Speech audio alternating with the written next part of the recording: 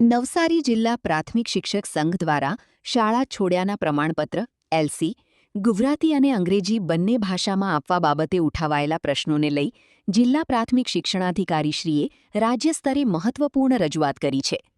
સંઘ દ્વારા 2 વખત લેખિત રજૂઆત કરી જણાવાયું હતું કે શાળાના જનરલ રજિસ્ટર અને વયપત્રકમાં મોટાભાગે માહિતી માત્ર ગુજરાતીમાં નોંધાયેલ હોવાથી અંગ્રેજીમાં એલસી આપતી વખતે નામ, વતન, જન્મ તારીખ તથા અન્ય વિગતોમાં વિસંગતતા સર્જાવાની શક્યતા છે.